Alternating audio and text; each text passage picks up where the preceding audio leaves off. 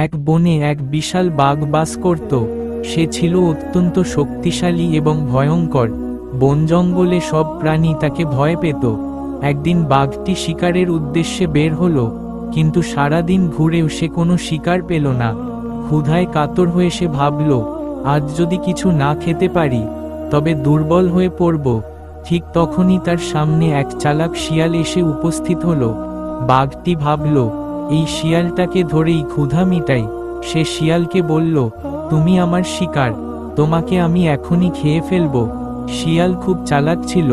সে ভয় না পেয়ে বাঘকে বলল, হে বনের রাজা, আমি তো আপনার ক্ষতি চাই না, বরং আমি আপনাকে এমন এক জায়গায় নিয়ে যাব যেখানে প্রচুর খাবার আছে। বাঘ ভাবল, এটা যদি সত্যি হয় তাহলে একটি শিয়াল খেয়ে কি লাভ, বরং শিয়ালের কথা শুনলে বেশি খাবার পাওয়া যাবে। তাই সে শিয়ালের কথা বিশ্বাস করল এবং তাকে অনুসরণ করল। শিয়াল বাঘটিকে একটি গভীর কুয়ার কাছে নিয়ে গেল এবং বলল, এই কুয়ার ভেতরে এক বিশাল বাঘ আছে, সে আপনার সমস্ত খাবার চুরি করে খাচ্ছে।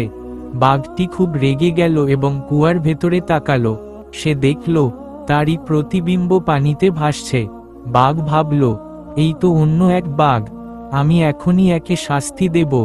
এই কথা ভেবে বাঘটি প্রচণ্ড রাগে লাফ দিয়ে কুয়ার মধ্যে ঝাঁপ দিল। কিন্তু কুয়ার পানি খুব গভীর ছিল আর বাঘ সাঁতার জানত না, ফলে সে ডুবে গেল। শিয়াল হাসতে হাসতে বলল, বুদ্ধির জয় সর্বদা শক্তির ওপরে।